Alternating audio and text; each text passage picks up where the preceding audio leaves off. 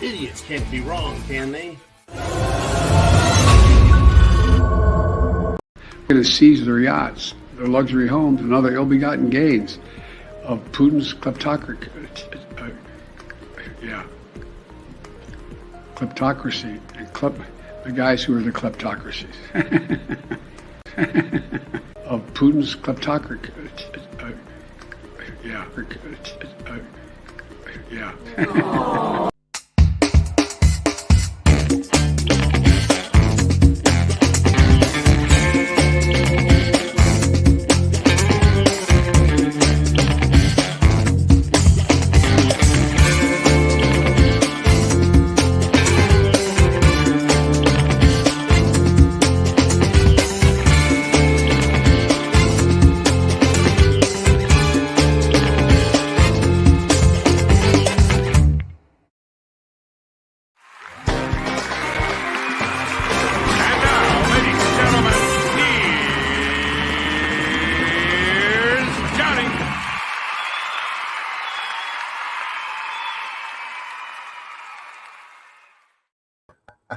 Welcome to Sunday Night Live, folks. We're here. That's right. Wanted everyone to have a chance to get sitting, get settled, get seated, and get set for a heck of a show.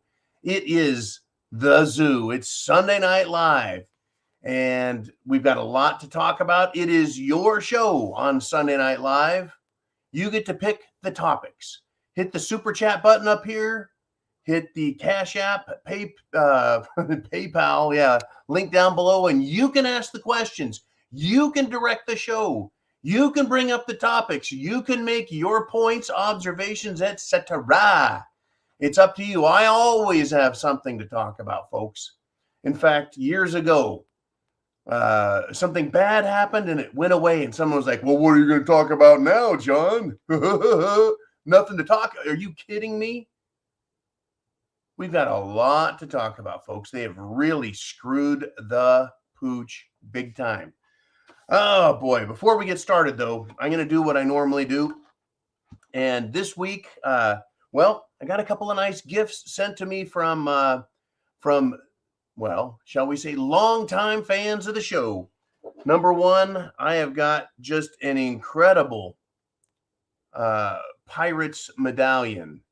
I want to say thank you to that, Ron. Incredible piece of memorabilia there, which, is for those with eyes to see and ears to hear. A couple of great stubby stogies and a bottle of Ben Rack. Right there, folks. This is their original 10. So it's a 10-year-old bottle of scotch, and I'm going to dig into it with you. I am definitely going to do that. Good golly, where do we start? What topic are we going to touch first? Of course, for the thumbnail, I couldn't help it. I just had to put our good buddy Obama up there.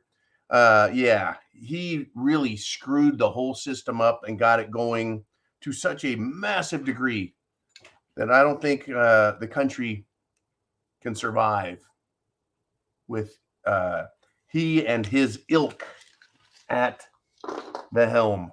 All right. Well, I've never had a Ben Ryak. Never had the Ben Ryak. Well, it's got a nice aroma. Make sure the glass is clear. It's got a nice color, light smell. Let's see how she goes down.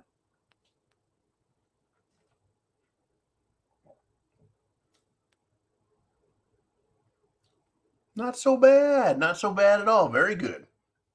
I'll top that back up, set that off to the side, and maybe I'll touch that if we get one of those $50 donations. Again, folks, Sunday Night Live. This is where we come to talk about all the shit that's been going on. You can talk about something that happened 5 years ago, or you could look forward and say what's going to happen in 5 days or 5 years in the other direction. This is your show, folks. I love it. I love Sunday Night Live. Now, last week, Joe Biden went on a whirlwind world tour. He went to the Middle East. He went to Israel. He went to see Mohammed bin Salman, right, the crown prince of Saudi Arabia. and basically got kicked in the teeth. He's an embarrassment, folks, shaking hands with nobody, right? Kind of lost, dazed, confused, having to be directed, told where to go. How long, folks, are they going to leave this clown in charge, right? Are they hoping he's going to, have an accident, maybe fall down a set of stairs, maybe fall up a set of stairs, and then try and get the sympathy vote if he dies or gets taken out, right? Just trying to leave the stage. Joe Biden gets lost. I mean, seriously, folks, why don't they have someone with like those cue cards, right? Like on the ships, or those little sticks they have at the airport for directing the planes. Why don't they have those? Ah, God, to help this guy out. In fact, it's incredible what's going on with it, folks. It's incredible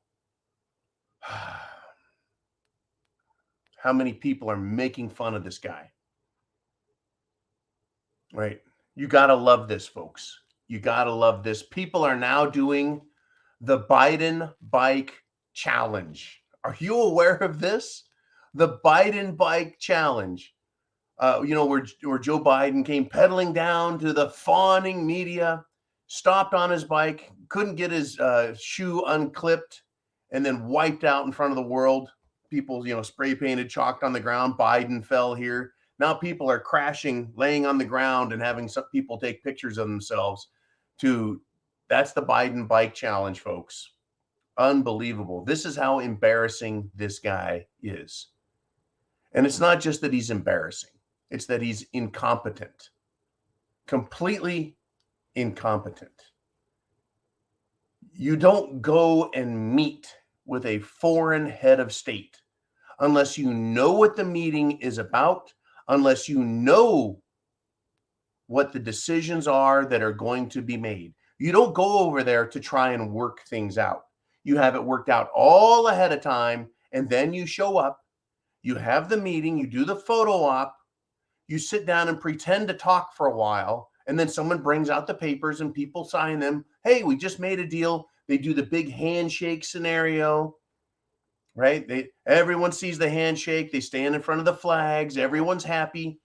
You don't go to another country where you've insulted the leader. That's right. Joe Biden called Mohammed bin Salman, he called him a pariah. In other words, second class, right? A bane. Put him down. And then he has to go over and beg him for oil, folks. Beg for oil. This entire thing is incredible. The world is laughing at Joe Biden. You and I are laughing at Joe Biden, but we can't laugh, folks, about what is happening with our fuel prices. Fuel, food, energy. It is just, no one is this stupid. I think this has got to be intentional, right? It's got to be intentional. Just got a hot news flash in. Lack of resources predicted to spark rolling blackouts, folks, across the United States this summer. Have you been ready for this? Are you prepared? I sure hope you have. If you've been here on the Prepared Mind channel, you're hearing about it. You're hearing about the problems they're having over in Texas, hearing about the problems they're having up north.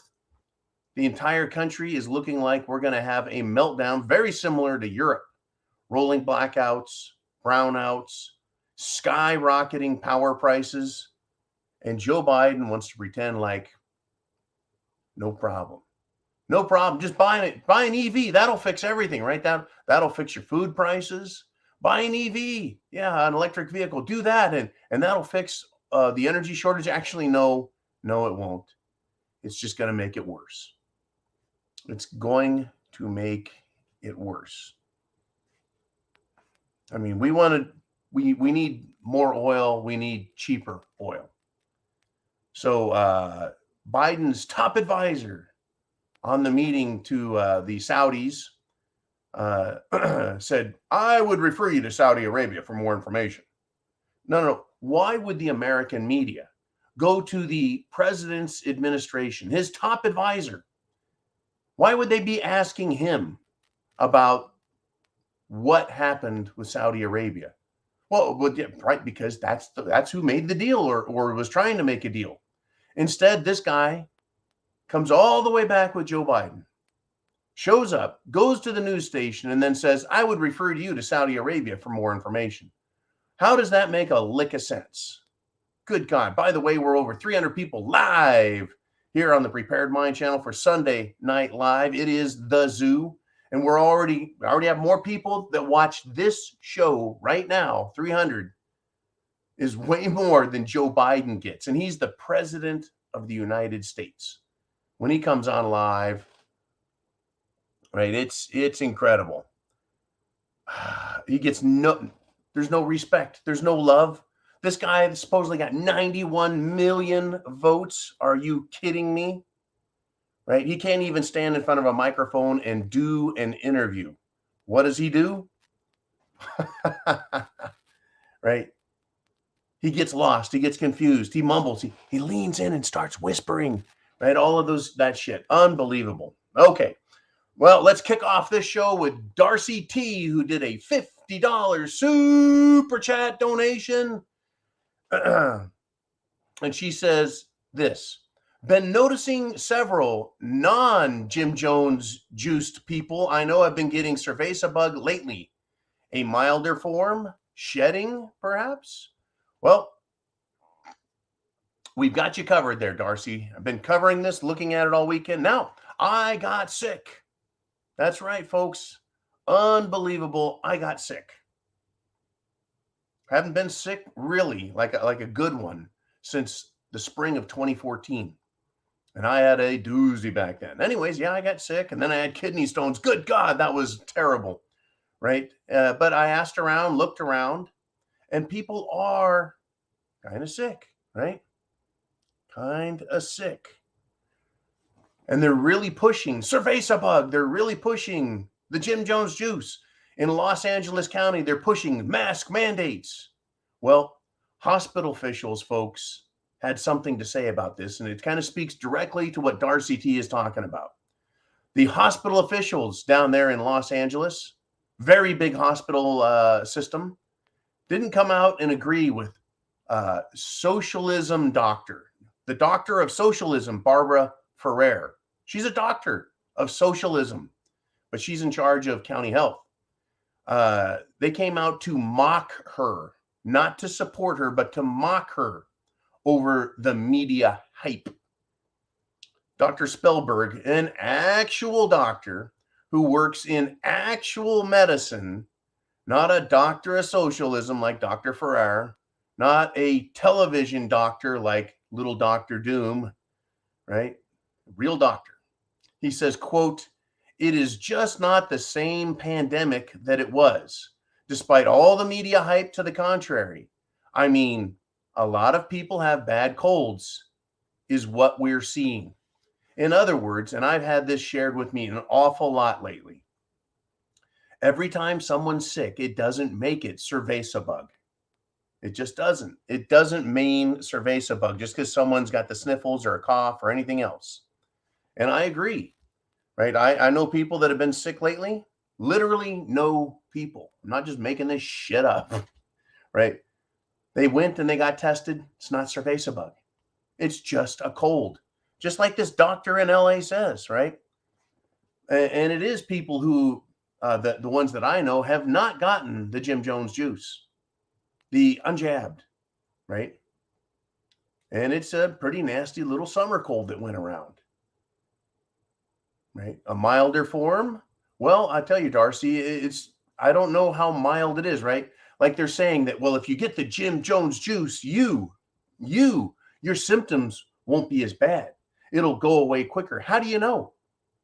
Because every single different person has a different reaction to it, whether it's a strong reaction or a mild reaction, whether it's at 1 or 2 symptoms or 4 or 5 symptoms, or it lasts 2 days or 5 days or 10 days. We don't know. So if everyone's different, how would you know what kind of good the Jim Jones juice is doing you? You can't know it. It's all, shall we say, speculative, very speculative. But what I do know is that people who have gotten the Jim Jones juice and then gotten this regular cold, as the real doctor says, right? Again, let me read his quote. It is just not the same pandemic that it was, despite all the media hype to the contrary. I mean, a lot of people have bad colds, is what we're seeing. Yeah, summer colds. You can get summer colds. They suck.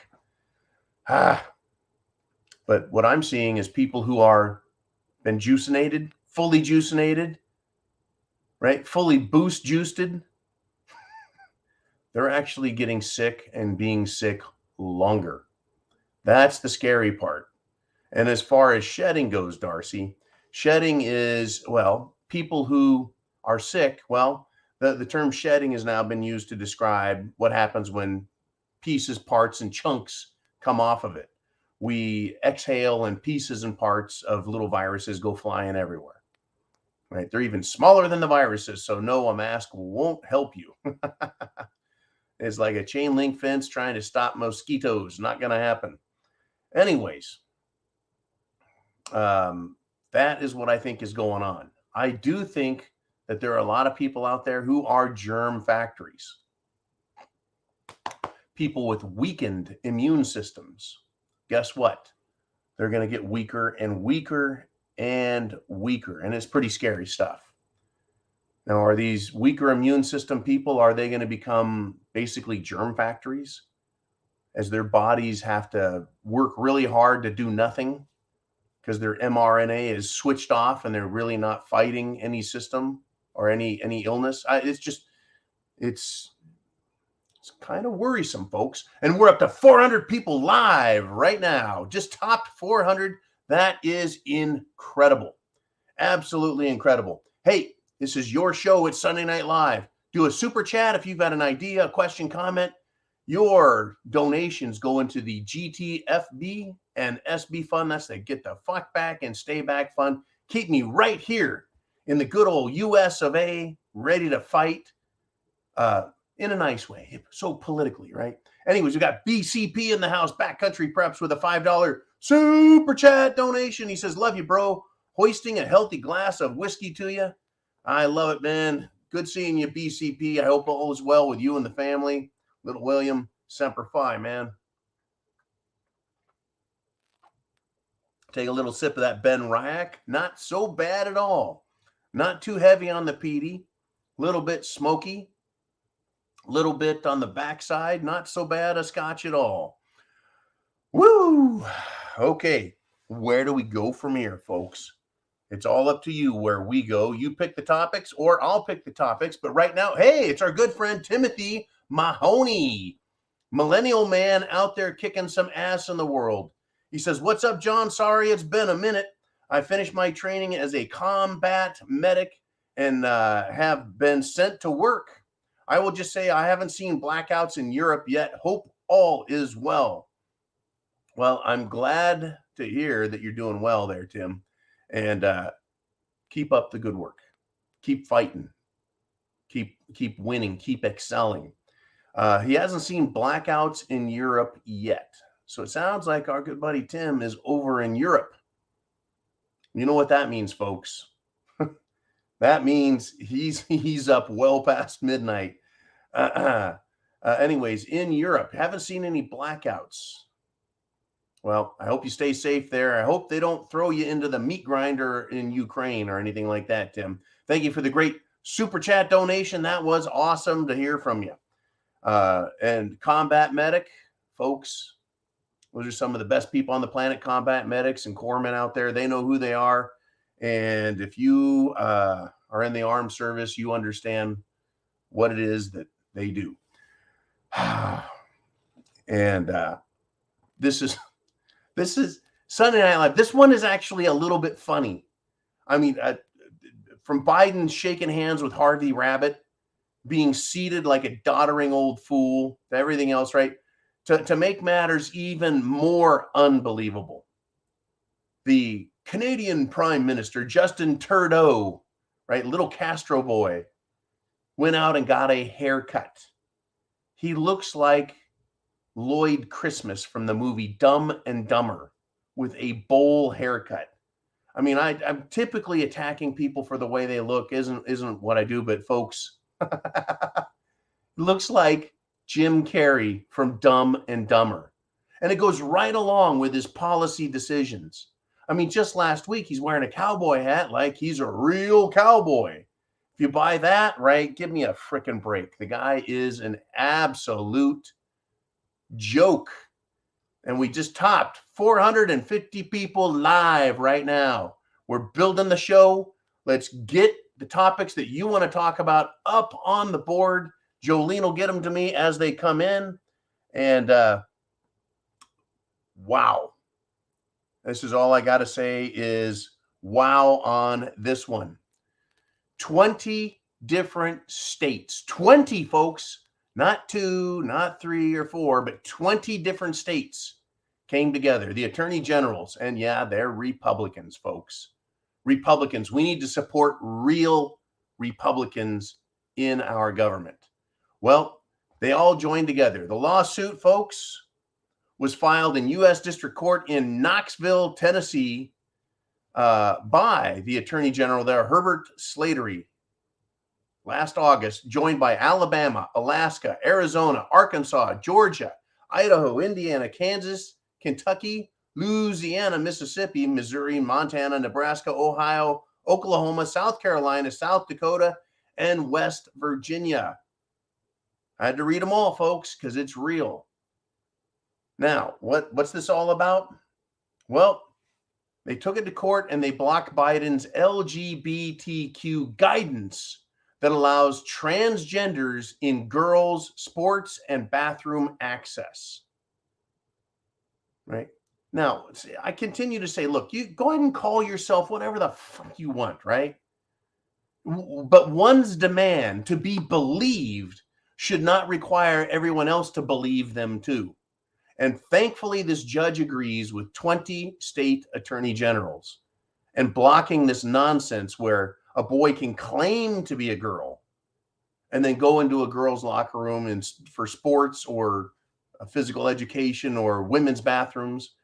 And it was good to see that West Virginia was part of this. But, you know, we had those problems in the state of regular Virginia, the Commonwealth of Virginia, where they had that problem with a young man pretending and claiming to be a woman and then sexually assaulting people. Not once, but twice. Folks, this stuff is pretty crazy. It's interesting to see this fight. There's a fight coming, folks. It's a political fight. Are you prepared? Do you have food, water, shelter, clothing, medicine, means of self-defense? Do you have a plan? Right. I've done some prepper coaching now. If you go to thepreparedmind.club, we have coach prepping or prepping coach with John, right? Where you can sit down with me for an hour and talk about your plan, your preps, what is going on in your world. I've done that the last couple of days, Friday night and then last night as well. And quite interesting to hear people's plans.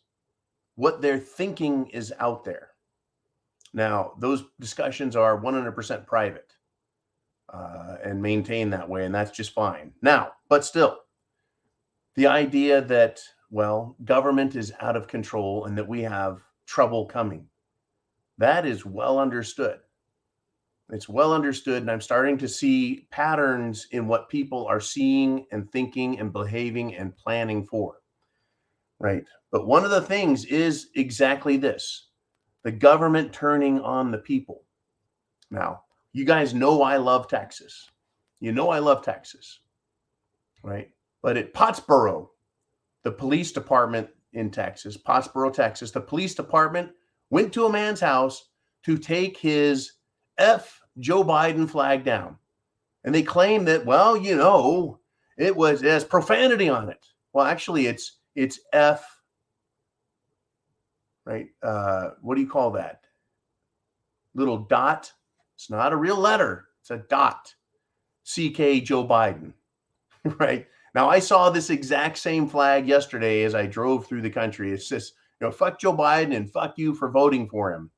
So yes, you can say that's a pro-Trump flag there.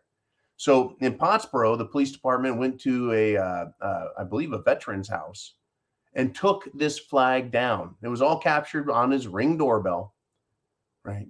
But it's incredible. They don't like it, folks, because no longer is it just let's go Brandon or fuck Joe Biden. It's fuck him and fuck you for voting for him. People have had enough, right? And now we're starting to see the partisanship come out. Now, I don't think that you and I don't think that we would have these flags up if it hadn't have been for the way the Democrats treated President Trump. Because they started that for the first time ever, fuck Trump, right? Talking shit about the president. It's like, well, I guess if we're going to play the game that way, then that's how we're going to play the game all the time from now on. In other words, you and I have been watching, right? This December will be our 10-year anniversary. We'll have been broadcasting here on the Prepared Mind channel for 10 years, and I want to thank you for supporting us the whole way with its thumbs up, hitting the subscribe button, and sharing the internet address to the videos. We have great turnout every week. Thousands and thousands of people come and talk and listen and think with us, right? And it's incredible. Back when we first started, it was, well, the Democrats and Republicans, they don't really get along, but, they can talk. They can work on stuff. They can try and get stuff done. But this absolute gulf is opened up between the two sides to where nobody can talk to the other side. You have the police chief sending his police officers onto people's private property in Texas and taking down their private property, their First Amendment right, their free speech rights. Now, the homeowner, ended up having a conversation with the cop who threatened him with disorderly conduct. He'll be prosecuted for disorderly conduct if he gets in the way. We're going to have trouble in this country, folks. Are you ready for it to get that way? Are you ready for it to get really, really nasty? Okay, let us move on if we shall. We've got all kinds of trouble. I don't know where to go next. I mean, we've got so much fun here. Let's see. Well, let's stick with all of the violence that we're being threatened with. From the pro-abortion crowd, they're saying, burn it all down. The Black Lives Matter crowd, burn it down. Antifa, burn it down. They want to burn everything down. Right? We have, in some areas of the country, we have partisan government, right? As just described in Pottsboro, Texas, right? We have people like Mad Maxine Waters and Nancy Pelosi. We have Kamala Harris and other politicians who encourage, incite, and call for domestic violence. They call for, by domestic violence, I don't mean the kind at home, but rather in our country. That kind of domestic. They want violence. They're calling for it. Get in people's faces. Don't allow them to be free, right? So I think that the people out there, the radical lunatics, are just waiting to be turned loose. And the example I have is in Southern California, there's a big amusement park called Knott's Berry Farm. And they had to shut down, folks. Shut down because violent gangs, Utes, right, are having brawls at the park. These people are wound up tight. They've got nothing better to do, nothing else to do, nothing to live for. These Utes, right? I think when they're good and ready, the politicians are going to wind these idiots up, and they're going to have them burn LA and burn San Francisco and Portland and wherever else they need them to burn and burn and burn. Pretty scary stuff, folks. Are you prepared to deal with them when they come marching down your street with their literal torches and pitchforks again? Folks, we've topped 500 people live right now, and it's your chance. This is your chance to talk to me, to give me your question, your thought, your comments, your concerns. Hit that super chat button up there. There's a super chat button. Put in the comment. Jolene will put you on the screen, and I'll make you famous. Or not. But it is up to you. If you guys want to direct this show, it is one hell of a show to be a part of. Now, Ronnie Jackson, that's the guy's name. He's formerly President Trump's personal doctor, and he's now Representative Ron Jackson, Republican out of Texas. He went on Truth Social to express his frustration, and I think the country's frustration with Joe Biden, President Gigi Biden, and his seemingly endless screw-ups and transparent confusion, right? And he said this, quote, "Remember when we had a president who could do 5 rallies in a day, loved our troops, and stood up to the DC swamp? Now our commander-in-chief Biden can't even put a sentence together. Not good." Right? And then also, folks, just the other day, Tucker Carlson reported that Biden was fed basically a cocktail of medication in 2020 before putting him in front of debates. How long is it, folks, until he can't even pretend, Joe Biden, to be coherent, even with the mainstream media helping and shielding him and protecting him? How long? Who really is in charge at the White House? I think that's a great question to ask. Because if it's not Biden, is it his handlers? We know Kamala Harris had yet another speechwriter quit. The vice president,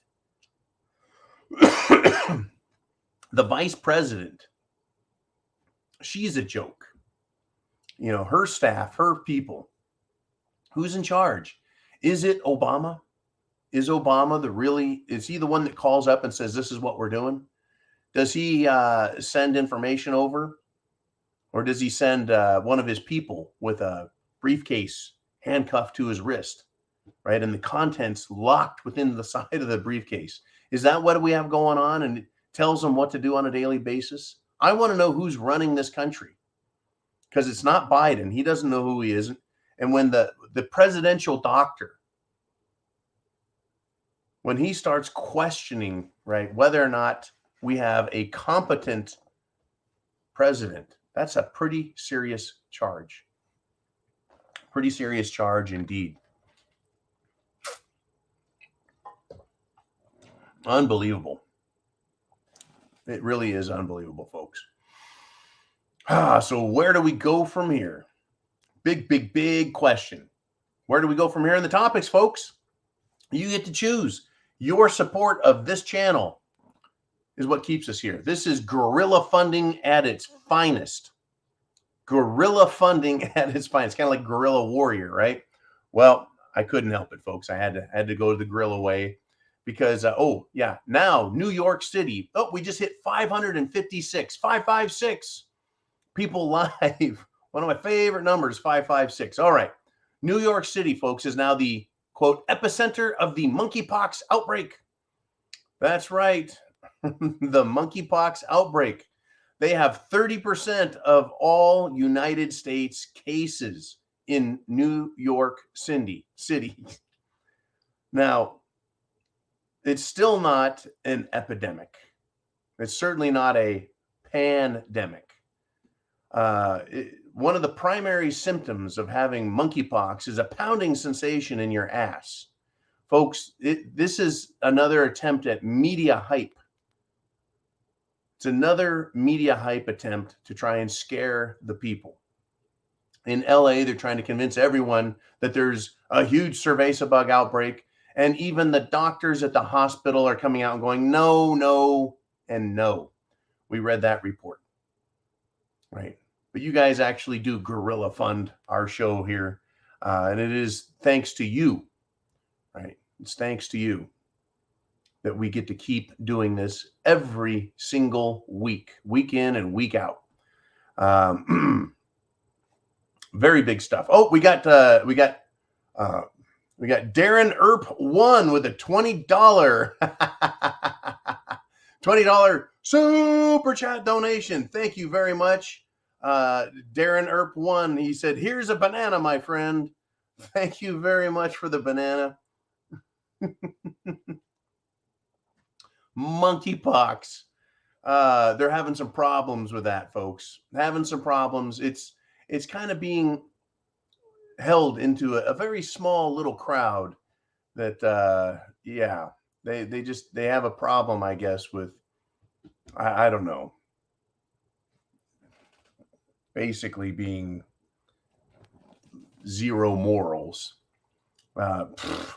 It's really hard to say, folks. There's a lot of people, the experts out there, that are starting to question the narrative, whether they're questioning cerveza bug in LA or monkeypox in New York or over in the Netherlands. And I wonder, is Remy Marsh out there this week? Well, a nitrogen scientist, well, not just a nitrogen scientist, but a Dutch one. He is questioning the basis of the government's climate mandates. Folks, we just have to know this. Everything is pollution to radical environmentalists. Everything's pollution. Everything's bad. Everything's dangerous. But this scientist, he's now come out, right? And this is going to be nice to see more doctors, more scientists, more experts, right, come out, right? This guy's name is Jaap Hanekamp, and he's skeptical of this new wisdom in science, saying we need to cut nitrogen, right? He won't stop asking this one simple question. But is this true? I mean, why can't that question be answered, right? This Hanekamp fellow, Dr. Hanekamp, or I'm sorry, I don't know if he's a doctor, is especially critical of the science that's being used to make these decisions. He says, now we treat farmers as polluters, end of story, which is a very strange perspective. Yeah, it's a very strange perspective because, well, if you're polluting, then you have to stop polluting. Well, wait a minute, this pollution creates food, whether it's cows or chickens or vegetables. Pollution creates food. Yeah, that's how it works. Tractors burn diesel, creates some pollution, but it creates food. It's almost like they're not seeing the fact that they need food, and they're just going right for the kill. Let's just kill all the pollution.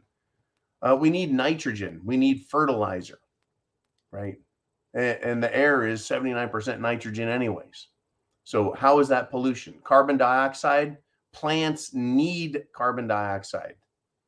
It's food for them. Unbelievable, folks. Unbelievable. A science article on the protests that are going on, right, describes some of the harms attributed to nitrogen emissions, right? In 118 of 162 Dutch nature reserves, nitrogen deposits now exceed ecological risk thresholds by an average of 50%. There you go, folks. In dunes, bogs, and heathlands, plant diversity is decreased as nitrogen-loving grasses, shrubs, and trees move in.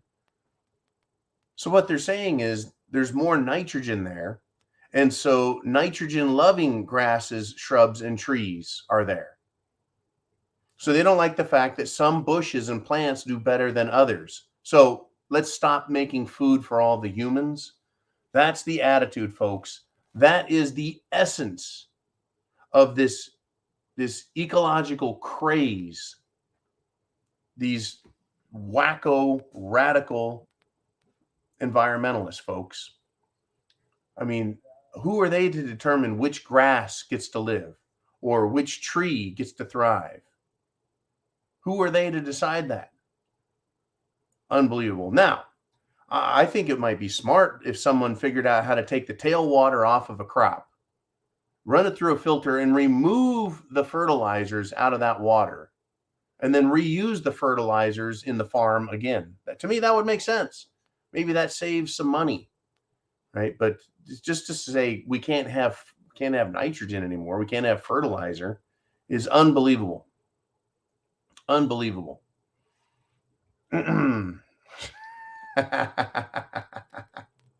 We've got Tags with a $5 super chat donation. Bam, bam, bam, $5 super chat. He says, glad I found you again, John. Your old red pill videos saved me from despair, and now you're helping me with prepping. Many thanks, man. You are welcome, Tags. Welcome to the Prepared Mind channel. And just so everyone knows, in case you haven't heard, we do have our premium service. It goes through subscribestar.com and also at the preparedmind.club.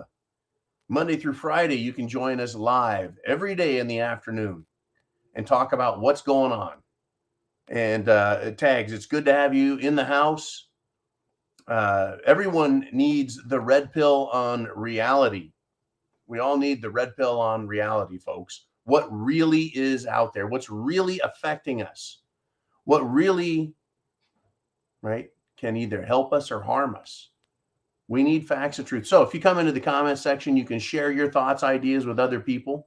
And we do recommend that everyone play nice.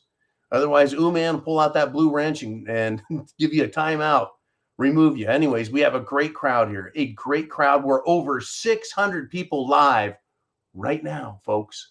45 minutes into the show. And I tell you, we have nothing but trouble. Now, again, it's kind of a humorous weekend, right? There was a great cartoon came out that was done, and it depicts Bill Gates. And I recommend you try and find it. You can look up hilarious cartoon Bill Gates. They totally nail Bill Gates and what he's doing, folks. Bill Gates, of course, is one of the guys that is responsible for all of the Jim Jones juice technology that's being implemented. He's buying up farmland in America by thousands and thousands of acres and not planting anything. Bill Gates wants you to eat bugs, folks. Crickets, locusts, beetles, ants. They want you to eat bugs. I can't tell you, folks, how disgusting that makes me feel. Bugs, right? Chickens eat the bugs, and then chickens lay eggs, and I'll eat the eggs. I'm good with eggs. Get me up that food chain a couple notches, and I'll eat, right? But not bugs. Okay, now, let's do this while we're waiting for the next super chat idea. And folks, you can talk about any topic you want. You get to pick. There's one here that I think is really important because we're feeling it. You feel it when you pay your taxes. You feel it when you go to the store. You feel it when you fill up your gas tank. It's called inflation. You thought I was going to say you feel the matrix. Well, you might feel that too a little bit. But there's a problem out there. There's a problem with money. Big problem with money. It's not buying as much as it should. In fact, just in the United States, it's buying 10% less. Right? Imagine buying 10 bananas last year. You get 9 this year. Speaking of bananas, thanks again for that banana donation. What are you going to do, right, when you can only get 8 bananas instead of 10? Or 5 bananas, right? Our currency, the US dollar, is becoming worthless.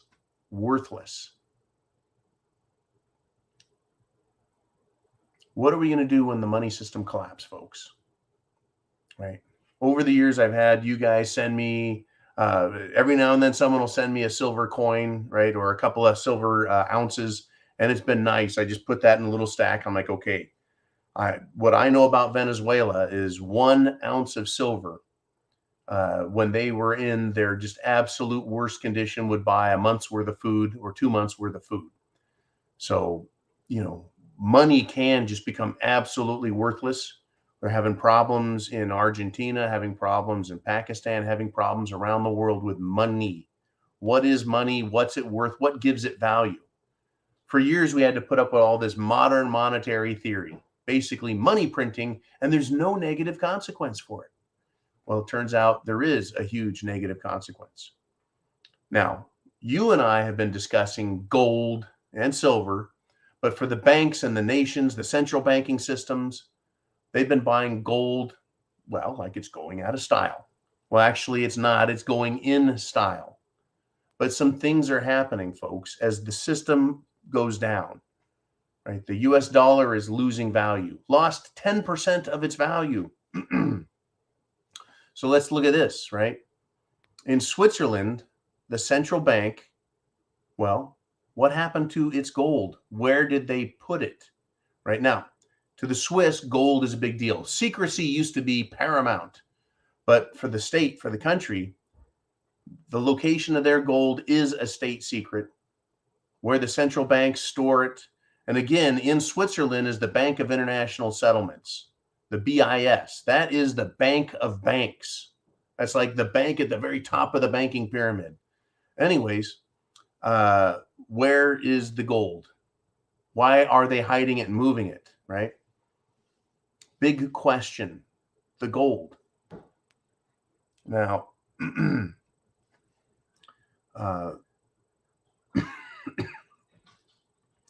the gold is supposed to be being held at the Bundesplatz in the capital of Bern, Switzerland. Right now, they've moved the gold because they're doing some remodeling. It's like, why now? The timing on this is incredible, folks. The vault where they keep all the gold in Switzerland is one of the largest globally, if not the largest. But the vault, right, their main vault, renovated, it's empty. Where is the gold, folks? The claim is that, well, now it's near this other place in Switzerland, deep in the Swiss mountains. Why are they becoming so demanding of owning all of this gold? What, all the nations, all the banks, including, folks, Russia and China, they have been stacking the most gold. Why is it necessary if everything is just fine? Why is it necessary if the Federal Reserve is going to be able to fix all our problems? Why is all this gold necessary if it's just a shiny rock? Or, as Crispy Bacon likes to remind me, it's a barbarous relic, right? Why? I think that there's something going on, and they're actually even hiding their own gold from their own people. I think the banks are hiding the gold from their own banks.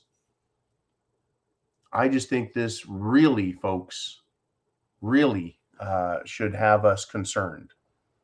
Not scared, not fearful, but concerned about what is going on out there. The gold is very important in the scheme of things. I think we should all be keeping a very close eye on it. In fact, oftentimes Uman and Crispy Bacon will keep an eye on it for me and inform me as we go through the show. Everything's just sitting right where it's at, but we've got problems. I think we're going to have a monetary crisis coming up. I just don't know if they're going to make it past the election before it happens, or whether it happens with the election. Right? I don't know if we can actually trust any of these people in government to give us the truth, though. Really, can we trust them? I mean, we can't even get them to tell us the truth about, well, oil or anything else. In fact, swinging back over to Biden again. He just went over to Saudi Arabia, as mentioned before, and kind of begged for oil. Please help America out. I think it's pretty shitty that the Saudis and other countries are screwing me and you, the American people, over in their efforts to screw and punish the federal government. But that's how it goes, right? I mean, isn't the American government, the U.S. government, aren't they saying anything Russian, screw them, screw the Russian people, we're going to punish them to make Putin change? Yeah, countries like to hurt the people they're dealing with, right, in order to stop other governments. Anyways, Biden is saying that the Saudis are lying because the Saudi foreign minister didn't hear him confront Mohammed bin Salman on Khashoggi's death, the killing of Khashoggi. So the Saudi foreign minister says, hey, there was no confrontation. Biden didn't question him on that. And so Biden's now calling him a liar. I mean, that's really going to help the issues we're having, folks. Right? The more they screw up the energy, that would be oil, natural gas, coal. The more they screw up all of that, the more it's going to hurt you and I, and it's going to hurt our currency, the US dollar, which is going to hurt our economy here in America, which is going to affect all of us, you and I, at the gas pump, at the store. It's going to affect our ability to buy the things we need to live. It's really not a great situation that we've got going on, and they're just taking it down, down, down, and down. Are you prepared? Right? Have you gone to the thepreparedmind.club and seen what Jolene has done with that website? Looks fantastic now. You need food, you need water, shelter, clothing, medicine, means of self-defense, right? Now, clothing's important, folks. Socks, underwear, undergarments. I mean, we rarely talk about it, but it's so important to have that. Medicine, you know, whether it's prescription drugs or do you have antibiotics? There we go. Thank you, Jolene. Right? Do we have what we need in our possession now? That's a big, big question. Right? Do you have water filtration? Do you have long-term food storage? You've got to have all that stuff, folks, because they're screwing up the supply train, literally the supply lines, the supply train. They're screwing up our energy. They're screwing up our electricity. They're screwing up our farming. They're telling us they want us to eat bugs. The value of our currency, its purchasing power.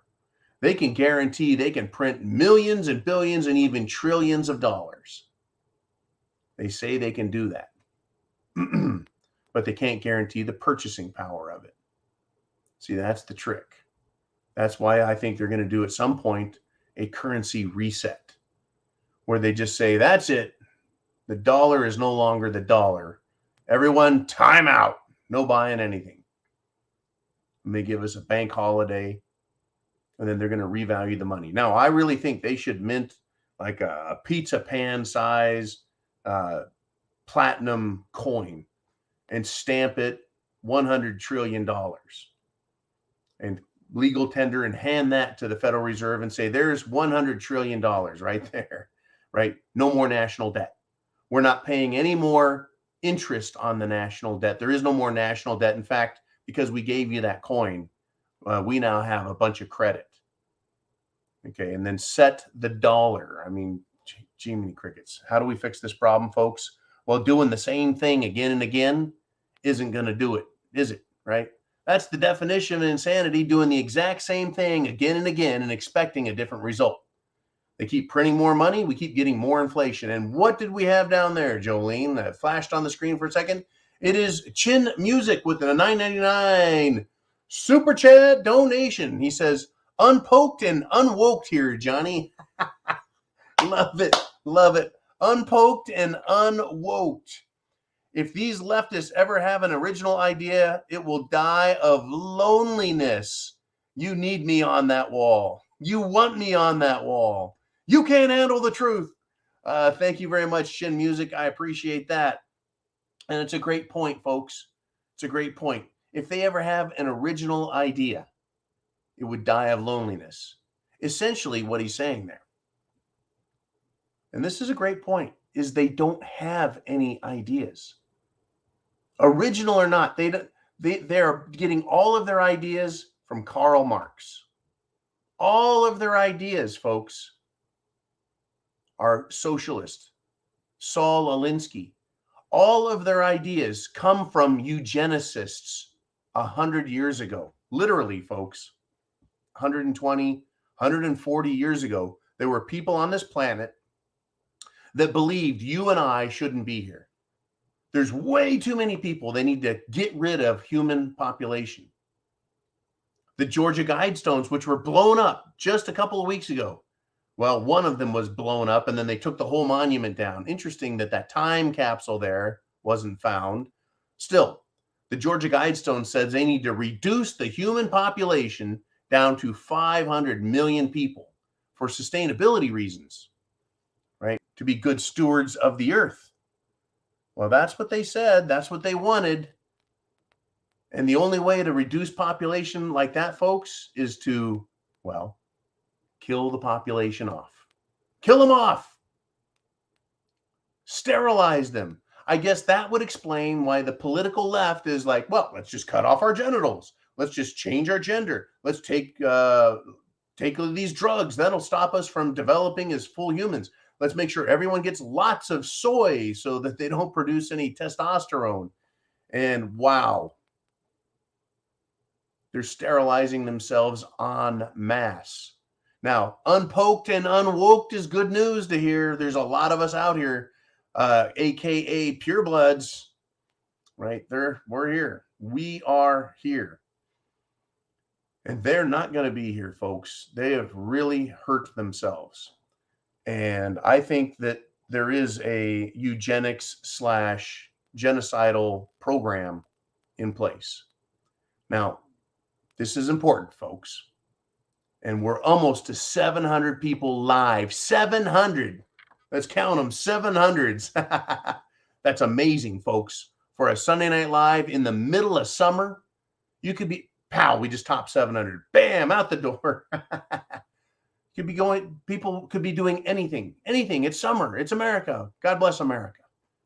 You guys are here together on this channel live with me right now, doing super chat donations, talking about different topics because it's hit the fan.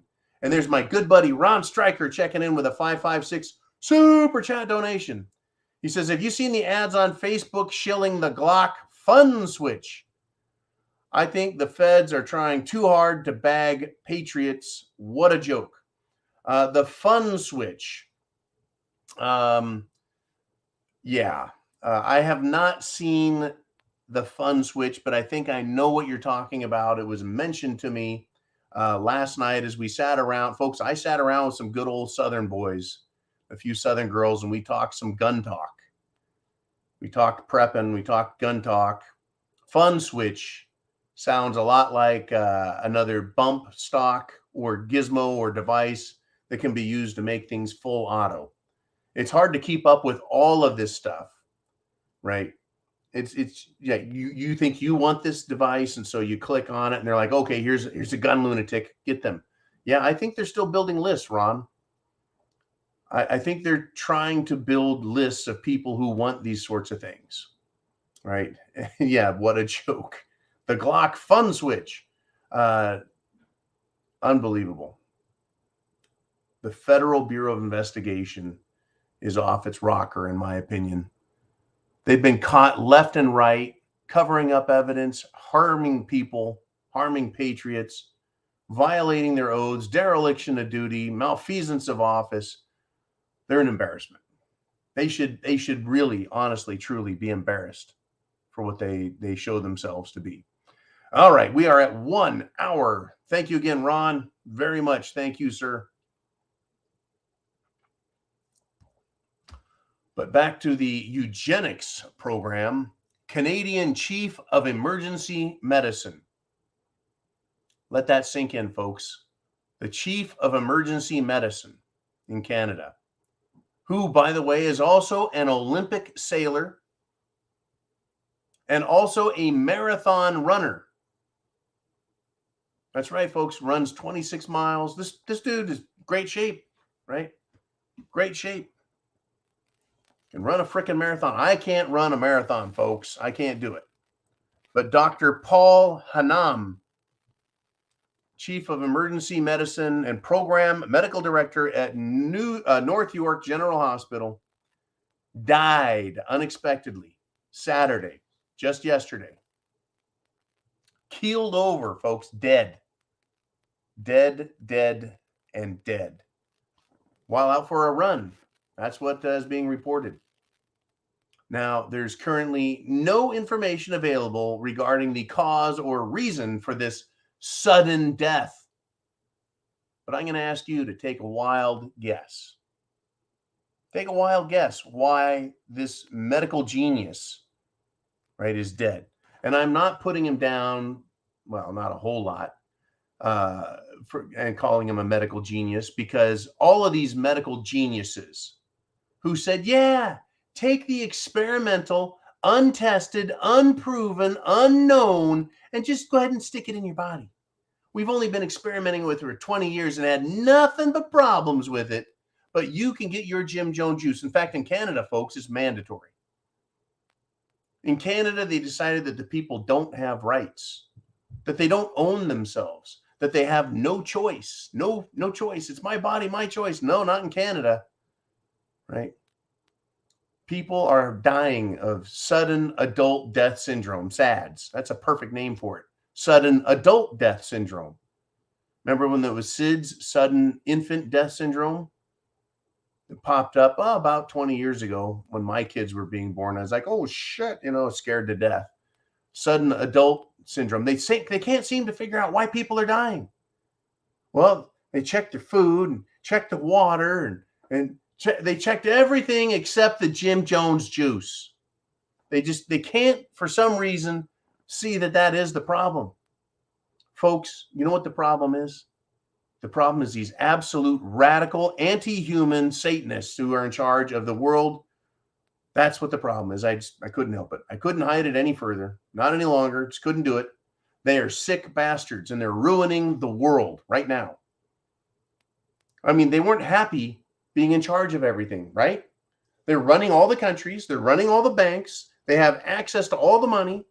They have all the power. They can fly where they want. They can get on a boat. They can have a giant ship. They can run everything, and they're still not happy with that. What does that tell you?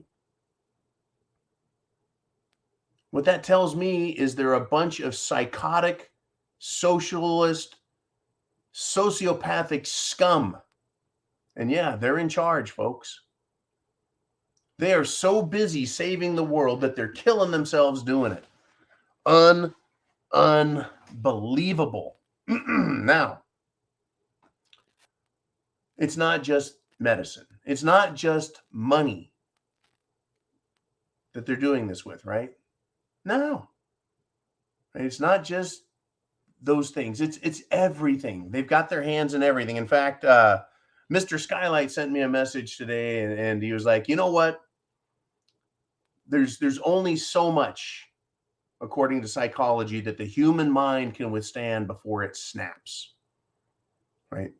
Right now, they're coming at us, folks, from every angle, from every direction. Every facet of human life is being, directed in a very negative way. It is. I'm going to give you just an absolute crazy example. And then you get to ask yourself, I want you to ask yourself, why would I support a government that's doing that? The Centers for Disease Control, and folks, we're not going to talk about Cerveza-Bug. The Centers for Disease Control is now directing kids to a secret online chat space on their website to explore sex change operations, how to have multiple genders, and other, shall we say, evil garbage. That's right. And don't worry, the website is set up so that if the parents come in the room or ask what's going on, the kid can knock and close the screen off real fast. The government, they're loving it, folks. They're pushing this shit on kids. What is this world going to look like in 5 years with the direction they're still going? How's it going to look, folks? Unbelievable. I'm not kidding about all this shit. The National Defense Authorization Act, the NDAA, there's proposed funding in that for a pilot program to do research and development for fake meat for the U.S. Navy. If you're going to be in the military, guess what they're going to feed you? It isn't going to be beef. It's not going to be chicken. They're going to start feeding the soy boy meats to our military, as if they haven't done enough damage to the testicles of the world. with all of their fake meats. This Impossible Meat shit, where they mix soy and basically yeast excrement that makes it smell and look like, or smell and taste like meat. Folks, it was incredible. I saw this great picture was sent to me of the meat aisle. It was the meat aisle. And it was really picked over, just a piece here and a piece there and a package left. And then you get to the fake meat section, and it was this big section of the refrigeration, and it was all just fine. It looked like it was stocked normally. The rest of the shelves basically cleared out. Fake meat section, the people aren't buying it. Well, that's why they have to push it on us. They have to push it on us. I'm sure the government, and this is terrible, they may say that it's okay to call ground beef, and it's allowed up to, how much you want to bet it's going to be allowed up to 20% or 30% fake meat, and they're still going to be able to call it ground beef or ground turkey or whatever, right? What is in meat, right? Do they have a definition for meat? They got a definition for milk, right? Folks, this stuff is all heavily regulated and heavily controlled, what they're allowed to call food. And by golly, we're up to 740 people live right now. This is extremely, folks, exciting. I'm loving every minute of it. But yeah, they're going to start feeding this shit a pilot program. You know what that means? Someone had an idea. They're going to institute it, and they're going to go full blast, whole hog with it, because, well, we're just going to test things out and see how it works. Right? Well, if they weren't having problems in the Navy already, they're definitely going to have even more problems in the Navy. Soy boy meat for the Navy, huh? I mean, how are these guys supposed to do their jobs if they've got no testosterone? I mean, are they going to feed this soy crap to soldiers and Marines as well? I mean, we're supposed to be lean, mean, fighting machines, right? We're supposed to, eat nails and piss napalm. How are you going to do that, right, if you're not really a man? Unbelievable, folks. Unbelievable. We got Gary D checking in with a 556 super chat donation, and he's going to steer the program back. Folks, when you do a super chat donation, hit that button up there or go down below and do PayPal or Cash App. You get to direct the show. And now Gary D has done just that. He says, hey, John, I really think that foreign aid is just money laundering in disguise. Your thoughts? Well, I'll tell you what, folks. I can't help but agree with that. Now, years and years and years ago, I learned that the United States government gives somewhere around $25 billion a year in foreign aid to Israel. And I thought, well, that's just fascinating, right? What do they do with all that money? Why do they need that much money? Why are we giving so much American money to Israel? I don't know if they still give them that much or if they give them more or less. I'm not sure. I'm just not sure. But I do know that when foreign money goes to a foreign country, they're supposed to spend it, well, in ways that make sense, right? What's that money earmarked for? What's the government saying you have to spend it on? But I've never actually got to see this money. Have you? Has anybody actually seen the money sent, well, to any other country? Let's look at Ukraine. We have sent massive amounts of equipment, guns, rockets, all kinds of military gear, hardware, weaponry over to Ukraine so that they can, take care of those evil Russians. And what have we discovered? Those weapons end up in the back of private vehicles, getting driven around to other parts of Europe and being sold on the black market. Good stuff. Good stuff. The tow rocket launchers I saw, that's good. That's some good stuff. That's some high dollar equipment there.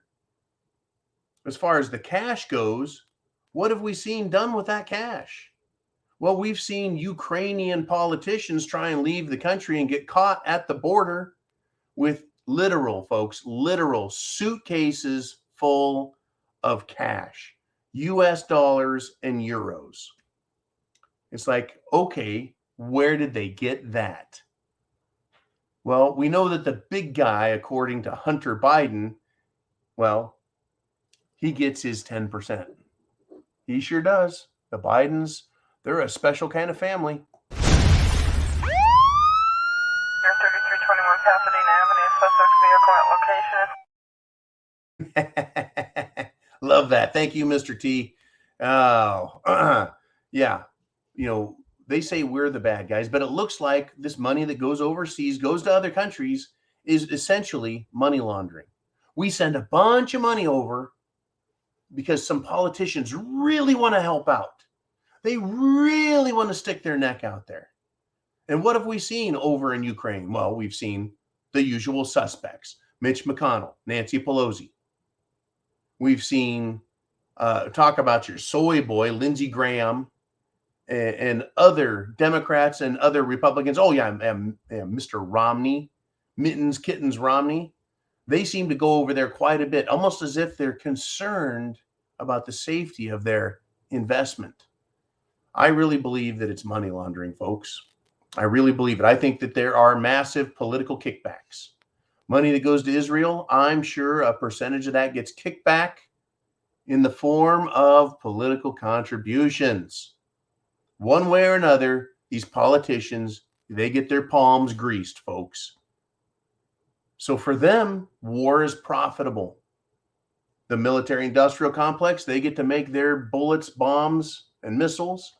They make their money. Politicians get to send those over to other countries, and they get kickbacks.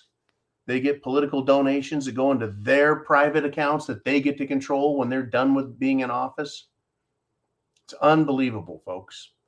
I think I can share this story. Other countries see exactly what's going on here, right? There's big concern over how China controls the United States of America. It controls the Biden. I call him Gigi Biden, right? President Biden, is he controlled? I was told that the Asian community, they see the control techniques that come out of communist China. They've seen it for decades, folks, and they see the control now. Right? They believe that, well, how do we put this? These American politicians, all they see is today and getting the money today. That's all they care about. They don't see what's coming in their futures. They can't look ahead 5 years, 10 years and see what's happening and is going to happen to this country, because they all want the money today. That's what I was told, right? I'm not Asian, folks. I don't know how they play the game. I just know that you don't sell your country, right, 50 years from now down the road by getting some money for it today and then thinking everything's going to work out fine. Crazy stuff. But these people are willing to just destroy the entire system, folks. Now, what have we talked about here? We've talked about children, the LG Let's Go Brandon crowd. Right? We've talked about the military a little bit, talked about food. Socially, blood is just becoming very cheap here in America. It used to be that American lives were very important. Not so much anymore. And we got a really interesting case out of California. A man was stabbed to death at a gas station. Stabbed to death by a transient, by a homeless person, by a bum, by a jackass. Well, it turns out that this person who got stabbed was Bobby East. He's a NASCAR star, race driver, stabbed to death, folks, at a gas station. He was filling up his car with gas. Isn't that incredible? Absolutely incredible. What's that say? What's that show us? Nobody is safe.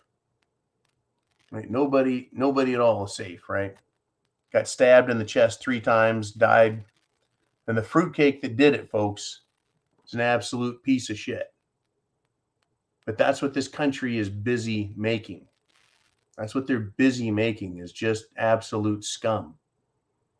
And then they're having these scum act out, whether they're doing it in an unorganized fashion, like this guy here just randomly stabbing somebody, right, or whether it's organized, just they're just tearing the country down, folks, one piece at a time. But when it happens to someone that we all know about, right, then we start thinking. Are you thinking? Are you awake? Are you prepared? Do you see where this is going? Not just next week, but do you see America in 5 years, in 10 years? Right.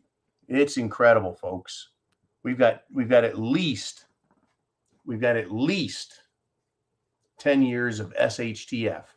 And then I was reminded the other day in a conversation that, yeah, not only do you have the SHTF, but you have the rebuilding after that, right? It's always what comes next, what comes after that we need to be thinking about.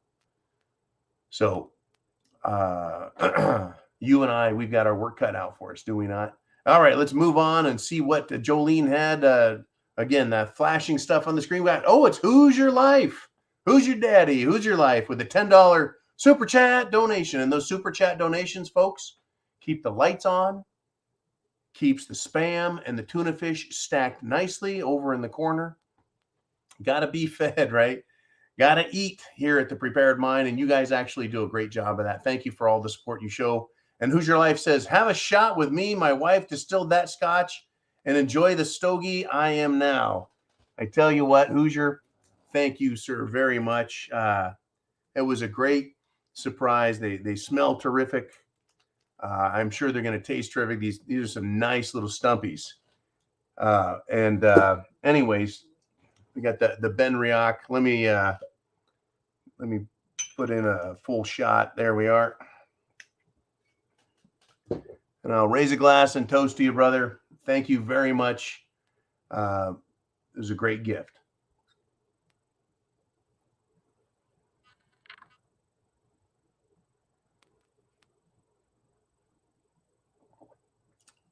Very smooth, very nice. Love it. I love a good scotch. It's like mother's milk. And just let it roll across your tongue, across your palate, fill your whole mouth, taste it with your, it's just good. Scotch is amazing, folks. If it ain't scotch, it's crap. Love it. Anyways, thank you again there, Who's Your Life? That was really just a terrific gift. Thank you so much. All right, now, we got Orlando checking in with a $5 super chat donation. He says, what do you call a bunch of kids who enlists in the military? The infantry. Semper Fi, John, and all. I tell you what, infantry, the infants. What do you call a bunch of kids who enlist? When I was a young man, just graduating high school, right, I was enlisted in the Marine Corps. And I really felt like we were stepping up and fulfilling our mission in life, right? Those of us that enlisted or went to college and became commissioned officers, we were really doing our part. We were being Americans, there to protect our country. And at that time, folks, well, the Soviet Union still existed. That is Russia under the communist flag. And they were the enemy, the sworn enemy of America, communists. Well, folks, communism is still the enemy of America. It hates America. It hates the Constitution. It really hates the Declaration of Independence. This has been, and always should be the greatest country on the planet, but we have communists inside it now. I remember when I first learned the Constitution, all enemies, foreign and domestic, I was thinking, domestic? You mean we have enemies in this country that could be the problem? That's how brilliant the wisdom of the founding fathers, knowing that people in America, Americans could actually hate the country and want to destroy it from within. And so they came up with that terminology, all enemies, foreign and domestic, and that you swear an oath as an infantryman, you swear an oath as any member in the service, right? To protect this country, defend the Constitution, obey the president, right? Unbelievable what is going on. Unbelievable. Well, the president, Xi Biden, was asked by a reporter about the fist bump that he did with, Mohammed bin Salman. Now, again, the other day I talked about it when When Biden shows up, he gets a fist bump and then walked inside. When Trump showed up, he was greeted with the sword dance. A bunch of just crazy looking guys they're just singing and dancing, music playing, have their swords out, swinging them around, doing the sword dance. Huge honor for President Trump, right? Jackass Biden gets the fist bump. So some reporter asked him about it. He says, and so Biden's response is, why don't you talk about something that matters? Well, anytime anyone asks about anything that matters, they just ignore it. Okay, Biden, your son's crack scale, where did he buy it? Is that a good topic that matters? Showering with your own daughter naked. Help us out there. How is that smart? How does that help? Right? How about if we really reduce the cost of fuel, energy in this country? Why don't we open up the Keystone Pipeline again, President? Why did you shut it down in the first frickin' place? Why? He's never actually explained why they shut the Keystone Pipeline.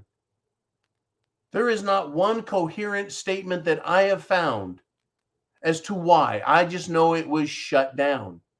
The Keystone Pipeline coming out of Canada from their oil shale all the way up in Alberta, just bringing that oil straight down into the heart of the country so we can get cheap, plentiful oil from Canada. Killed it. Why aren't we drilling? Here's a good one, Biden. You want me to talk about something that matters? Why aren't we drilling our own oil in Texas? Why are you shutting down drilling offshore? Why are you denying permits offshore? Why are you denying permits onshore? Right? Unbelievable, folks. You want to talk about something that matters? Oh, God. But they don't really want to talk about anything that matters. They just don't want to be embarrassed anymore. And the embarrassing part about that is there is nothing that is not embarrassing. There's not one thing, is there? Have you seen or heard one thing that this administration, this government that is done? Has this government done one stinking thing to make things better? Name it. And here we are going into the midterm elections. It is July, leaving, August, September, October. And then right at the beginning of November, we're going to have a vote. And it should be a referendum on what a lousy job Biden and the World Economic Forum, the globalists, folks, the globalist puppet masters. It's going to be a referendum on them. And don't trust me, the left is going to cheat. They will lie, cheat, and steal every chance they get. The big question is, will you and I be out there watching? Will we be involved? Will we be supporting? Will we be behind the organizations that are watching and making sure they don't steal the vote? Right. Unbelievable. Biden didn't even campaign, folks. 91 million votes, my ass. Unbelievable. Unbelievable. Anyways, it is Sunday Night Live. We're at 90 minutes into the show, folks. An hour and a half in, and we're still 735 people live. And we've got Remy Mersch from the Netherlands. All right. 20 euro super chat donation. Thank you, Remy Mersch. And some support for the Netherlands. And I'll tell you what, brother, America is with you guys. I really wish that we could send American, how do we put this? American patriots over to help your farmers in their fight for freedom, their fight for liberty, their fight to be able to produce life-giving food. Unbelievable. Now, being from California and having worked in the oil industry in the 90s, I've had a great opportunity to go on many Dutch farms. Well, they weren't Dutch, they're American farmers, but they're Dutch immigrants from the Netherlands, right? They had some amazing dairies, folks. I went on a lot of dairies. Amazing dairies, just beautifully laid out, concrete, stainless steel, tanks, taking good care of their cows, silage rows lined up. just beautiful operations, very precise, very efficient, as clean as you could hope a huge ass dairy could be, right? That whole thing about Wisconsin cheese, they make good cheese. I got no problem with that. California cheese, right? Happy cows make happy cheese. Anyways, the Dutch are amazing. And I know they've got to be equally amazing in their homeland. I really wish we could send over our people and actually get things done. I would love it if the patriots in this country could join patriots around the world and fight tyranny. Now we're told, oh, if you want to fight tyranny, just head on over to Ukraine and fight tyranny there. The only problem is both sides have tyranny, right? You got that tyrant Putin, the bad guy, right? Who's over there saying, well, Russia has its interests and you guys screwed up the deal. And so we're invading and protecting our own people that are being just assaulted and killed and just atrocities committed by the Ukrainian army, right? It's unbelievable what is going on, folks. Unbelievable. Oh, we got DDG checking in. Hey, DD, good seeing you there. With a $3 super sticker. Thank you, DDG. Always good seeing you. She's been a supporter with the channel for a long, long time. It's amazing, folks. Years and years, you and I have sat here and talked and shared ideas and looked at information and said we need to prep food, water, shelter, clothing, medicine, right? Years ago, we didn't have the preparedmind.club. Now we do. Years ago, we had to rely on just YouTube. Now we have Subscribestar. Now we have also, we're self-sufficient, folks. We've got the preparedmind.club, and it is up and it is running and it is self-supporting finally, right? With you guys going there and signing up for the premium Prepared Mind content, which includes more than just videos. It includes news articles and other information that we post there.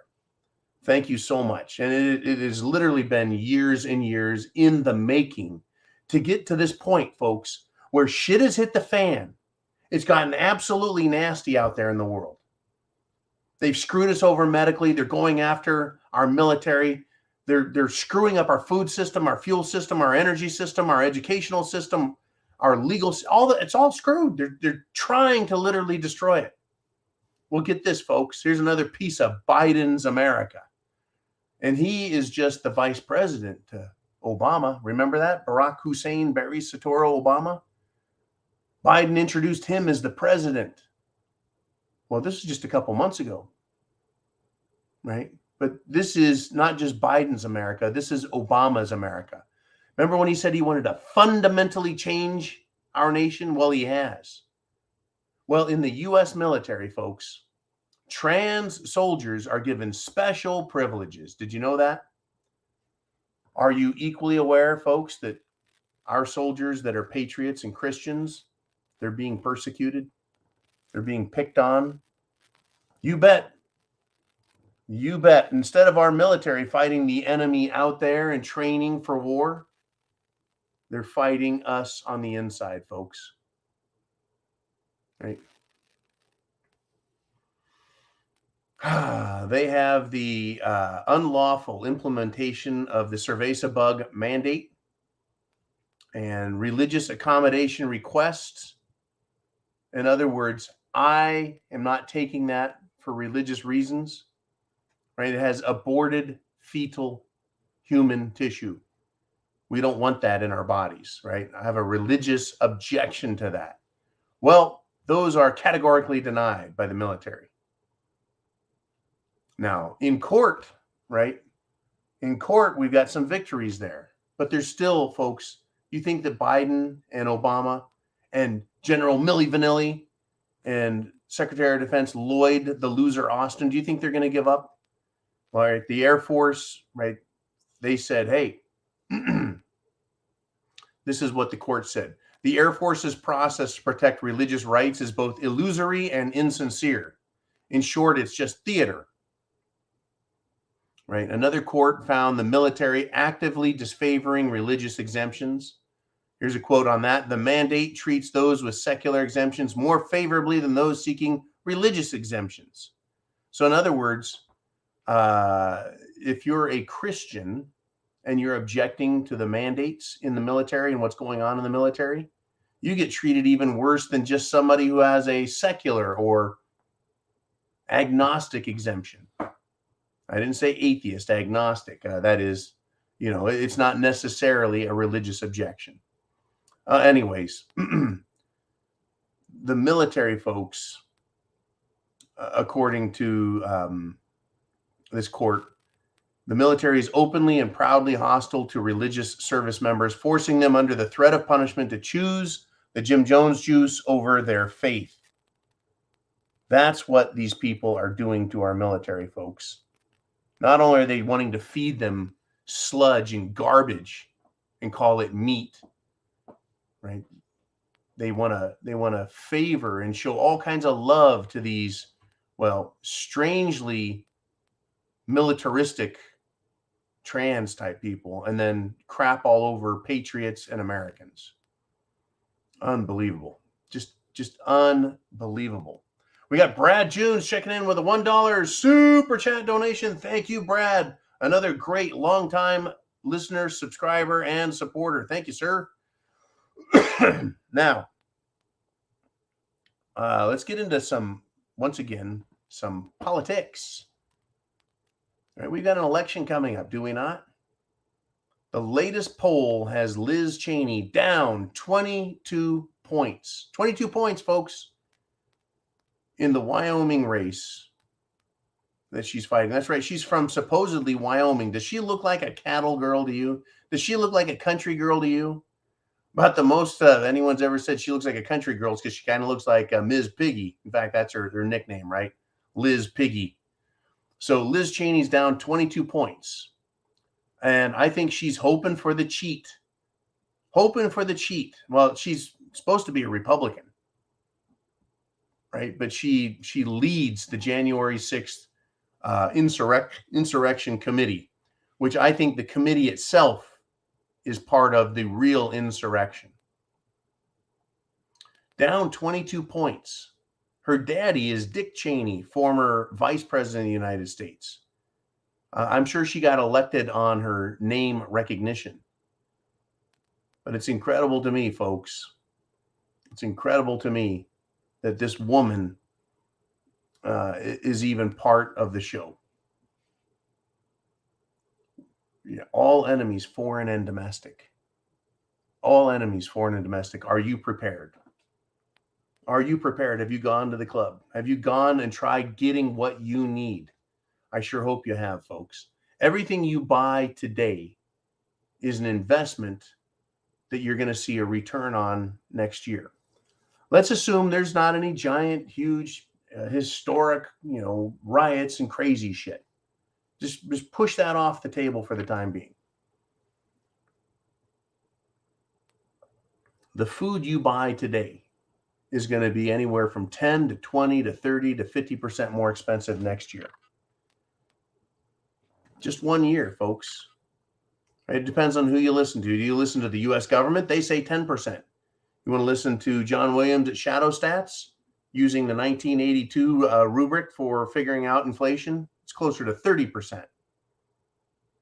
We could see some serious interruptions in food supply. Right? We could have just an absolute horrible harvest. We're seeing, we have all these problems with fertilizer here in America. Not enough fertilizer to go around, meaning our yields are going to be down. So in a year, the food you buy today is going to be much, much more valuable. So not only will you be storing it, right? Not only will you be storing it for emergency, you can eat it next year and save yourself just a ton of money. Unbelievable, folks. But we need to, we really need to worry about those January 6th protesters that walked in to the Capitol building and quietly marched about on tour, basically. Unbelievable. We got Red Scar with a $5 super chat donation. Your super chat donations, folks, keep this channel going. You like the content here? I love having you here and sharing it, sharing ideas, talking to each other. I see the comment section is just rolling, well over 1,000 total comments. We've got 671 people here live right now. After 90 minutes, over 600 people live, 667 and going back up again.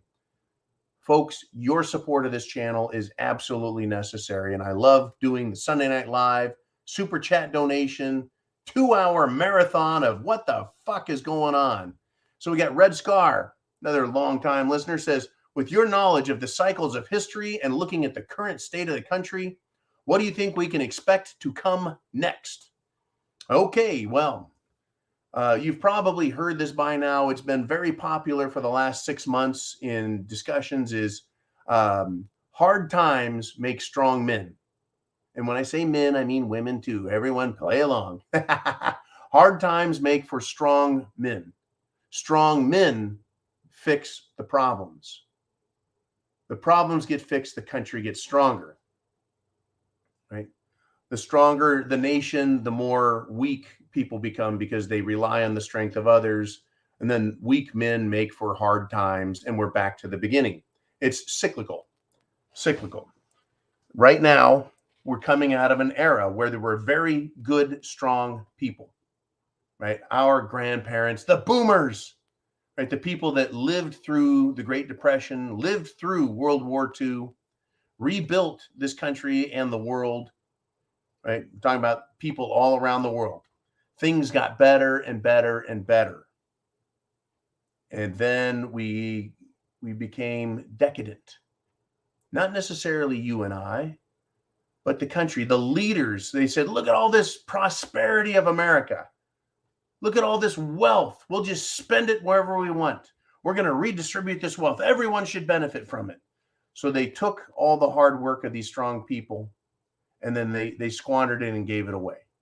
Everyone feels entitled. Now everyone wants a share of the free money. And so we become weaker because of this. And weakness brings on hard times. That's what we're at now, Red Scar, hard times. What do I expect to come next? Things are going to get really, really shitty. The reason I say that is government doesn't like to give up its power. Government doesn't like to give up its power. They had hard times in Germany in the 1920s, folks. They had their depression. They came out of it, started borrowing a bunch of money, built the Third Reich, the Nazis. And that government, folks, we all know how that worked out.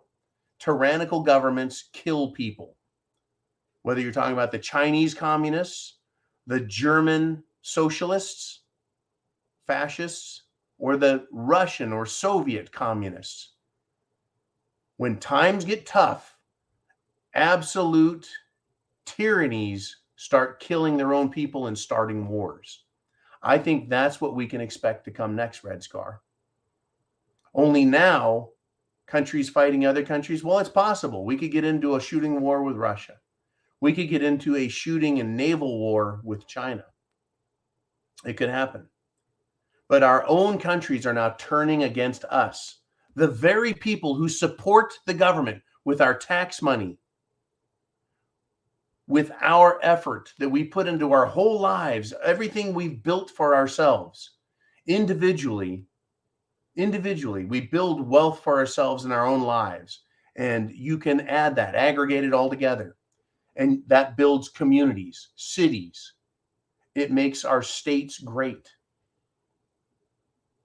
And the government just loves sucking money off that. Every house, every piece of property, taxes are paid on that to the government. Every automobile, every motorcycle, right, has to pay registration. Every semi-truck registration to the state. States that charge their own citizens income tax for the mere benefit of living in that state. The government gets money. Unbelievable. Sales tax, government gets money for doing nothing more than sticking its hand out, grabbing our money out of our wallets and running. They screw it all up, folks. They still want their money. The economies are trashed. People are pissed off. They've lost their jobs, their businesses, their lives. They shut everything down because of Cerveza bug. And guess what? Guess what? Thank you, Jolene. I see your message. Right? Government is not going to give up its demand to get your wealth. So we're going into a weaker phase where the people are weaker and government is more authoritarian and demanding. Well, you get wars, you get civil wars, and you get partisan conflict. Are you prepared? Chance favors the prepared mind. All right, let's see what we've got going on. We got Chris B. Bacon in the house with a $5 super chat donation. He says, the point of having some precious metals is not to get rich during a collapse. It's to have something of value after it's over. Now, of course, I am not a certified monetary smart guy. I don't get to offer any sort of advice, but I can talk about money. I could talk about precious metals, and I agree 100% with Chris B. Bacon here. The purpose is not to get rich on it, right? It's to store wealth in a way that can't be destroyed by the government, right? We're seeing currency devaluation. We're seeing the destruction of the US dollar right now, right? They just cut 10% of it off with inflation in 1 year, 10% of your purchasing power down the toilet. Well, if you've got that money, whether it's in your wallet or in the bank, that money has now lost its value. But if you have, let's say, a little bit of silver, those silver coins, well, you bought 1 ounce and it's sitting over there, say, in your safe, or maybe you buried it in your backyard. You still have every bit of that 1 ounce. And right now, folks, they are beating down gold and silver as much as they can, beating it down, trying to make it look bad so people go, oh, I ain't buying that stuff. It's incredible. You want to buy an American Silver Eagle? Well, the value is about $20 an ounce, but you're going to pay over $30 an ounce for it because of the premiums. There's a silver shortage. There's a silver issue. Precious metals. The people in the know, well, they're in the know. Well, oh, by the way, at the preparedmind.club, we have a link to SD Bullion, which is our preferred metal, shall we say, affiliate. Right? If you can, right? You've got food, water, shelter, clothing, medicine, means of stuff. You've got everything covered, right? It's recommended that you look into precious metals as a way to preserve your wealth. And as Chris says there, to have something left over, right, when they're done destroying the rest of the world. Oh my God, we've got big trouble coming. Currency destruction, cultural destruction, legal destruction. You're an American. You're a free person somewhere on the planet. Right? You understand liberty and the importance of it. And you should understand also tyranny and the importance to them of controlling us and controlling the world and what they're willing to do to make that happen. All righty. Let's see if we got some more super chat donations. We got T96 with $2. He says, Pantera is back together. Pantera, the rock band, is back together. Talk about shit hitting the fan. Thank you very much, T96, for the great donation. And I hadn't heard that. I missed that one.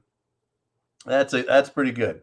Pantera is back together. And then we've got, there it is, Mr. Skylight checking in with a $49.99 super chat donation. And here's his quote from the satirist.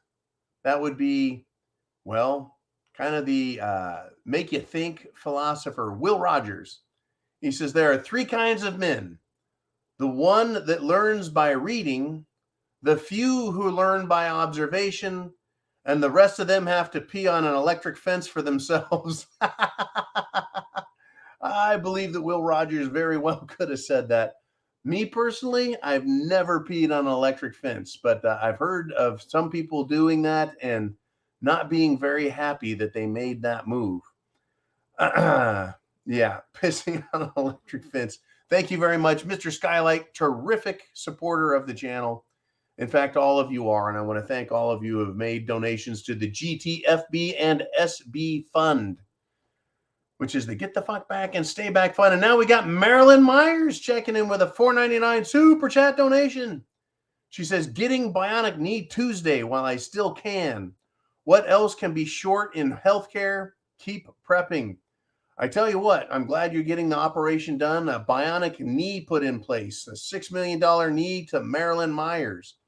If you remember, folks, before Cerveza bug and the lockdowns, we were told that everybody should have access to healthcare, regardless of age or gender or race, right? We needed Obamacare. So anytime you needed some healthcare, you could go get it. And then they have, Cerveza bug, and they cut off healthcare to everyone. They're like, no more elective surgery. No more preventive maintenance for your body. No more bionic knees for Maryland. Sorry, everyone's done. Nobody gets to go to the hospital. And they started laying off staff, getting rid of hospital staff, nurses, doctors, just clearing them out. And then they would take patients, bring them on. We get $35,000 to bring anyone in for Cerveza bug and put them in a bed and say that they need to be hospitalized. Was it 35,000, 65,000? They were raking in the dough for people with the cough. That's how that worked, folks. That is how that worked. Unbelievable. I hope you get that knee put in. I hope you get through physical therapy. Always difficult physical therapy is. Woo! I don't say I envy you on that. Good golly, folks. Now, we're at an hour and 48 minutes. We're going to go to 2 hours unless you guys keep me stuck in this chair. And I love it when it happens with super chat donations, because this is how we pay the bills, folks. You guys pay the bills. Keep me in this chair watching Biden, watching the Pentagon, watching the Federal Reserve, watching Europe. Ear to the ground, folks, listening to everything. You guys make all of that happen. And I want to thank you for it. I really do. I really do. Now, very quickly, renowned stand-up comedian, writer, actor, his name's Jack Knight, died, folks, at age 28. Cause of death? Unknown. Unknown. You care to take a guess? We right now, folks, are engaged in a war for our lives, for our freedom, for our liberty, for our belief systems. And not just, I'm a libertarian, or I'm a Republican, or I just want to be left alone. Right? We're engaged in a war to protect who we are. Our very souls are at stake in this at this point. Right? Who are you as a person inside? That is what this fight is over. Right? I am not going to walk down the street, walk down the street and cower to these woke tards. Not going to do it. Not going to cower to these leftist socialist scum. I'm not going to ask for permission to exist as a man with 2 testicles. I'm not going to do it. I shouldn't have to apologize for who I am, for what I believe, for my faith, my belief in my country, for my understanding of history. Why should I apologize and cower and ask permission? Just please let me breathe. I promise I'll kiss your asses. No. Should you be that way? No. Right? Go get the shot. Go get it now, or else you're going to lose your job. You lose your life. You won't be able to shop. We were this close, folks, this close to them saying you can't buy or sell unless you go get the Jim Jones juice mark. Right? They wanted to put it on the phones. You have to have a passcode that says you're current or else. Well, it all got destroyed, folks. It got pushed to the side. Doesn't mean they're giving up. Doesn't mean they've quit. Doesn't mean they don't think they still are going to take over the world. But trust me, folks, there's a price that's being paid. Jack Knight, dead, age 28, you bet he's gone. I am just saying, take a guess. Let's see, if he's a comedian, writer, and an actor, odds are he's a left-wing simpleton, folks. And he took probably, I'm just taking a wild guess here, took the Jim Jones juice and no more. Another sudden adult death syndrome person. But I'm pretty sure they'll just whitewash the whole thing, pretend like, yeah, it was just an accident. That happens. You know, people die. People die. You bet. And but again, it's not just America, folks. Over in France, Emmanuel Macron, right, has announced that street lights are going to be turned off in response to this energy crisis. Well, over in Europe, especially in France, I'm sure that if you're a female, you can expect more unwanted love from immigrants. Folks, they're literally going to turn off the streetlights. We have had streetlights, folks, before there was even electricity. Did you know that? A lot of people don't realize because they didn't get a real education or they got the abbreviated version of history, is streetlights used to be lit with, well, oil. There'd be someone that goes around with a long stick with a flame on it, and they'd stick it up through the lamp and light the oil. There would be people that would go around and fill the lanterns, the street lights, with oil. And that would burn and put a flame out so that people could see where they're going at night. It improved safety. It created more opportunities for business. That's right. Businesses could be open at night because there were street lights. And then you have lights inside your stores, right? It just created a whole new world, this idea. In fact, I think I've mentioned it, that Rockefeller, John D., right? He wanted to give cheap light to the world. He didn't say cheap gasoline or cheap diesel, cheap light. The main purpose, the original purpose of going with petroleum oils and creating was lamp oil, literally lamp oil. Well, in France, folks, they're going back to before there was lamps. They're going to shut off the street lights. How far we have fallen.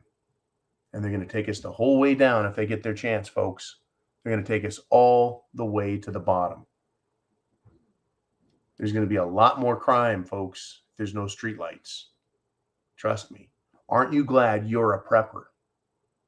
Right? Because you have a means of self-defense. Do you think they're going to turn off the lights in America? Wouldn't surprise me. Wouldn't surprise me a bit. Right? If it works in France and they get what they want out of it, you bet they're going to try it. See what the results are. Run a little test. Let's turn off the lamp and say, well, it's part of this electricity issue. Right? Now, question is, what is going to be the price that these politicians like Macron or Trudeau or Biden or Cheney, what is the price it is that they're going to pay? Will they actually pay a negative price? Will they be kicked out of office? Now, in Italy, Mario Draghi completely failed. And he's, folks, he is a name in European politics, in Italian banking.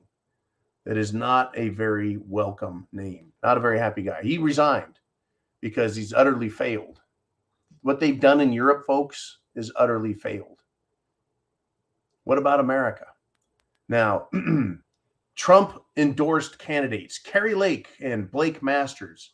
Both of them have a double-digit lead in the Arizona primary elections. Once again, folks, I'm coming back to this fall is going to be a pivotal moment in our world. Absolutely pivotal. Okay? Absolutely pivotal. Arizona politics. Normally very Republican. In the last election, somehow Arizona became liberal. Right? Somehow, folks, well, it's Rhino Republicans, folks. That state is run by Rhino Republicans. All the political machinery is Rhino Republicans. right? This is incredible. They've got double-digit leads. Is it going to be enough, folks? That's the question I have. Will cheating win again?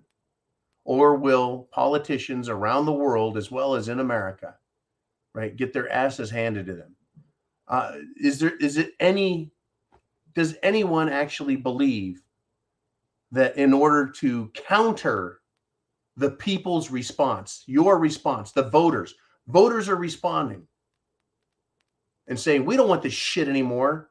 So isn't it just amazing that the leftists have a political apparatus in place, right? Electronic voting machines that can be controlled, hacked, manipulated. Surprise? Or should anyone be surprised? That's how they plan on winning this and continuing to play the game their way. My question to you is, are you prepared? Food, water, shelter, clothing, medicine, means of self-defense. Do you have a plan? Do you have a group? Your family, your neighborhood? Do you have people around you that can help, right? Help each other when things get nasty, and things are going to get nasty, right? Do you have a support system? A lot of people do, folks. It's on the preparedmind.club. We have the Prepper Coach with John, and I've had some great conversations now with people about their plan, what they're doing for their family, their neighborhood, where they're at, how they're going to deal with the coming hard times. It's very interesting, folks. It's going to be very difficult. I really hope that you have food stored. I hope you have the ability to filter your water, sanitize it, purify it. I really hope you have adequate clothing for the environment that you live in. I really hope that you have the medications you need that are life-saving, as well as a very good quality first aid kit, and that you have first aid reference books. I really hope you have self-defense tools. You know what I'm talking about, right? Our Second Amendment. Everything the Democrats are going after is exactly what we need as preppers and as patriots. Everything. But again, folks, free speech, right? The First Amendment, the right to say what you want about anyone you want, right? And voting is a form of free speech. And so when our voting, when our elections are controlled and rigged and screwed, that's taking our free speech, our political voices away from us. Should we be surprised that Zuckerbucks, which by the way are now illegal in Florida, Mark Zuckerberg will not be allowed to influence the election in Florida?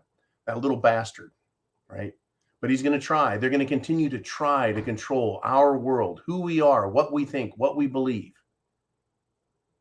Unbelievable that they have that kind of thought that they can control the world, that they have the right to do it, that all they have to do is fool us. Well, I'm not fooled, not anymore. I'm fooled less all the time. I know exactly who the bad guys are, folks. And it's anybody that purports to have authority over you and me. This is our country, Jack, right? Hey, I want to thank you all for supporting the channel, for spending 2 hours on this Sunday Night Live with me. And I'll say this, chance favors the prepared mind is yours. God bless America. God protect the whole world from these lunatics, folks. Semper Fi. And Godspeed to you. I'll see you this week. And thank you again for coming to the preparedmind.club and subscribestar.com.